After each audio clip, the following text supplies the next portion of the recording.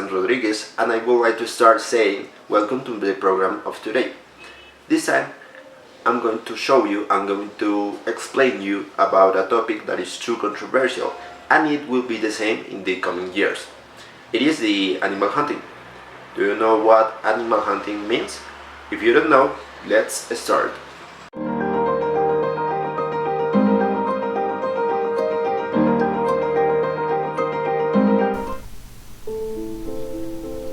One of the human activities that kills the most animals is hunting. There are no statistics on the number of animals that are killed by hunting.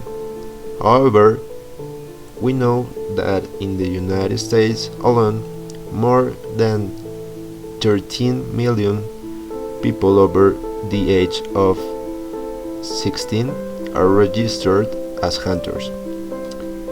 If each person who hunted killed just one animal per year, the number of deaths will be in the tens or of millions. But in practice, each person who hunts usually kills many animals per year. So the actual number of deaths worldwide may be in the hundreds or billions. There is a wide variety of animals that die from hunting. Those who hunt kill practically all kinds of large animals in what is called the big game. The victims include animals such as elephants, bears, rhinos, and lions. There are other forms of trophy hunting directed at small birds or mammals.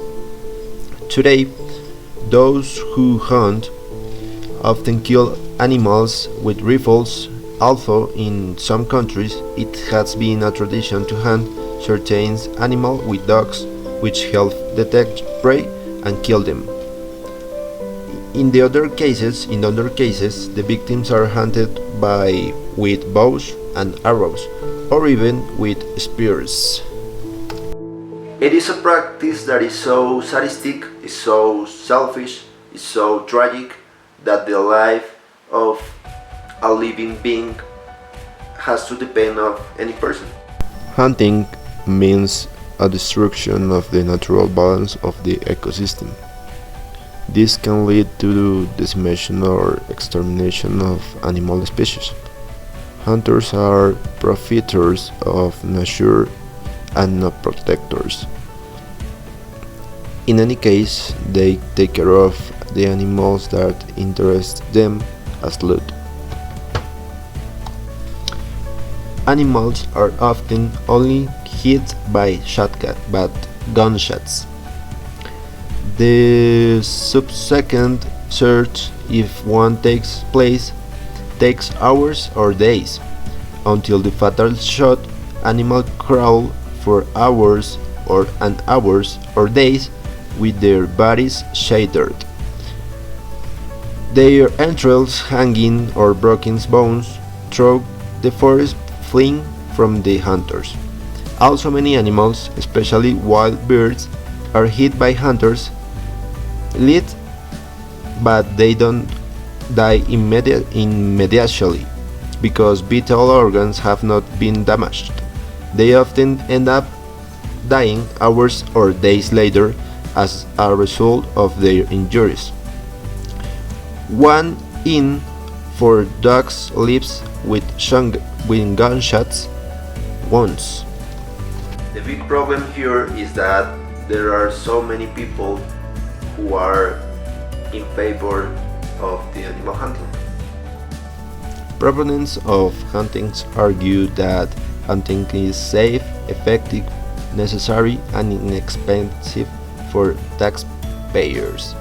They also say that the injuries rate from hunting is lower than that of some other forms of physical recreation, such as soccer or cycling. Proponents argue that hunting is an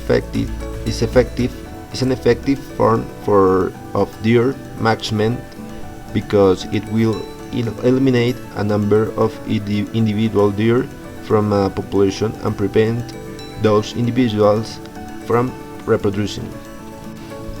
The argument that, in my opinion, is more solid is the fact that hunting may become necessary in some cases, since there are some species that if they increase in population, they begin to bring consequences to the ecosystem.